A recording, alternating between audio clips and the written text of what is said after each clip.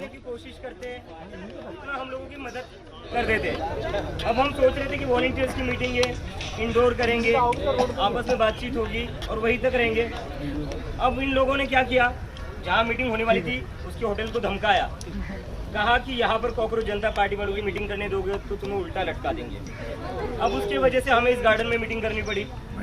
जो meeting indoor होने वाली थी, मीडिया नहीं आने वाली थी, बस हम लोग आपस में बातचीत करने वाले थे। अब मीडिया भी कवर करने को आ गई। 1 घंटे के टाइम में बहुत 1 घंटे के टाइम में ये आगे पकड़ा दो, नहीं जाएगा जितना जाएगा उतना करवा देना। उस पर बाद में बात करेंगे। आपको पता कैसे चला वैसे? तो हमारे सोच सबसे ज्यादा थी। मुझे तो लगता है ये लोग जितना परेशान करते हैं उतना हमारे पेपर में वर्क करते जाता है। इनको समझ नहीं आ रहा है हम लोगों से निपटे कैसे। पहले इन्होंने सोचा कि ये आंदोलन करेंगे, पानी बंद कर देंगे तो घर चले जाएंगे, नहीं गए हम। फिर सोचा कि खाना बंद कर देंगे, खाना अंदर नहीं आने देंगे, घर चले जाएंगे, हम नहीं गए। फिर वॉशरूम का भी पानी काट दिया, हम उसके बाद भी नहीं गए। ट्रिपल नहीं लगाने दी, हम उसके बाद भी नहीं गए। और आज इन्हें लगा कि हॉल बंद कर देंगे, हॉल वाले को धमकी दे देंगे तो मीटिंग नहीं करेंगे।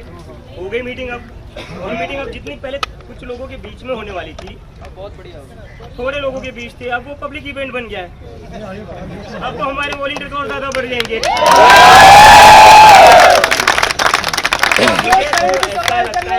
मुझे तो लगता है ये लोग हर जगह जंतर मंतर बनवा कर ही मानेंगे। और जितना आप लोग हमारी आवाज को दबाने की कोशिश करोगे उतनी हमारी आवाज ऊंची होती जाएगी। इन लोगों को समझ में नहीं आता है। इन लोगों को का काम कर रहे हैं। हाँ बिल्कुल भैया सीजन 2 स्टार्ट करो। ये सीजन 2 की शुरुआत है। ये सीजन 2 की शुरुआत है। अब की बार मोदी जी का इस्तीफा मांगेगा। हाँ, बहुत सारे लोग इंस्टाग्राम पर कमेंट कर रहे थे कि सीजन 2 कब आने वाला है जंतर मंतर। इन लोगों को मैं कहना चाहता हूँ जंतर मंतर का सीजन 2 बहुत ही जल्द शुरू होने जा रहा है। और सीजन 2 जो रहेगा मोदी की इस्तीफा।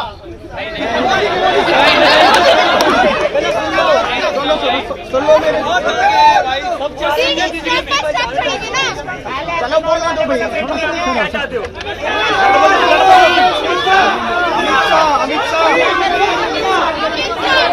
अभिजीत भाई ईवीएम हटाओ, ईवीएम हटाओ भाई, एक एक करके पूछो। यहाँ जा रहे भाई एक एक करके पूछो। हाथ को बोलो, ये इधर हेलो भाई, उधर से नहीं, हाथ पूरा ब्लॉक हो रहा है, हाथ में चलाओ, ऐसे मुंह से बोल रहा है।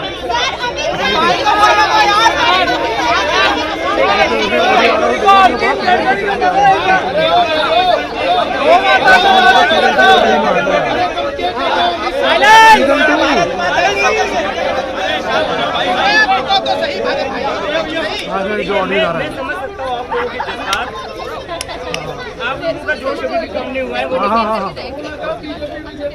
अरे 2 मिनट मेरे भाई भाई बैठ जाओ, एक एक करके सवाल पूछो। तो मैं समझ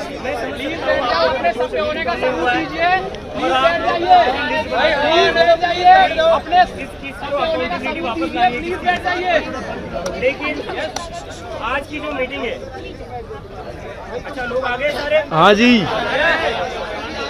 अभी भी आ रहे हैं पीछे से, थोड़े बहुत अभी पीछे रह गए दिखे। ये बताइए बातचीत कर रहे थे, जंतर मंतर याद आ रहा है नहीं यार?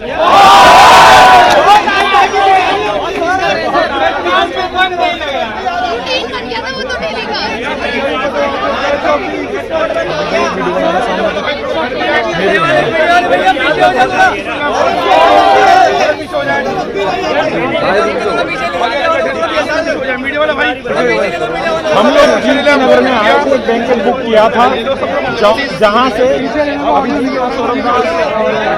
भाई के आए थे वहाँ पे में, लेकिन वहाँ से हमें निकाल दिया गया है। अब हम इस पार्क में आके यहाँ कर रहे हैं। आप देख सकते हैं मेरे पीछे अभिजीत, आशुतोष और सौरभ दास भी खड़े हैं। तो अभी हम ये मीटिंग यहाँ पे कंटिन्यू कर रहे हैं।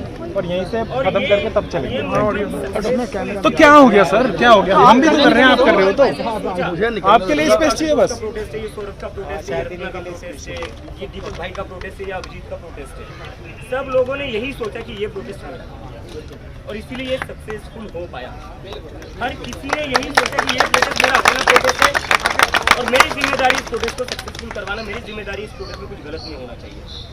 और इसीलिए जो जीत हुई हमारी, वो जीत सबको एक पर्सनल विक्ट्री की तरह लगती है, और वो जीत सिर्फ जो लोग जंतर मंतर पर आए थे उनको नहीं लग रही। इस देश में जो लोग अपने घरों पर बैठे थे, डाइनिंग टेबल पर जब डिनर कर रहे थे, तभी ये बात कर रहे थे कि हम जीत गए। इस देश का बच्चा क्यों ना हो, उसके माँ बाप क्यों ना हो, कोई बुजुर्ग क्यों ना हो, हर कोई यही कह रहा था हम जीत गए। तो ये जीत सबके लिए एक पर्सनल विक्ट्री थी। मुझे नहीं याद आखिरी बार इस देश में कब ऐसा हुआ था जब किसी आंदोलन के बाद लोगों को लगा था कि नहीं यार ये मेरी जीत।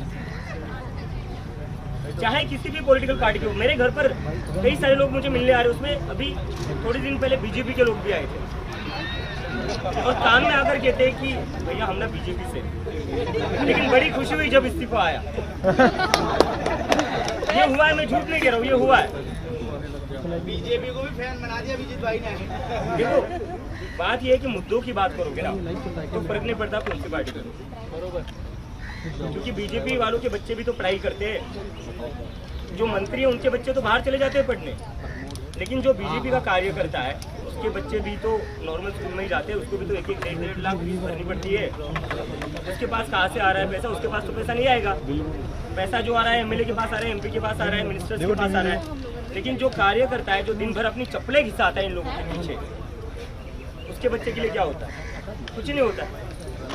तो इसीलिए बीजेपी के कार्यकर्ताओं को भी लगा कि नहीं, धर्मेंद्र प्रधान के इस्तीफे के बाद हमारी जीत। तो इसलिए मैं कह रहा हूँ बार बार कि जब तक हम पब्लिक के मुद्दों पर बात करेंगे तब तक फर्क नहीं पड़ता है कौन सी पॉलिटिकल पार्टी की आइडियोलॉजी है, आपकी क्या आइडियोलॉजी है, आप कौन सी पार्टी को सपोर्ट करते हैं।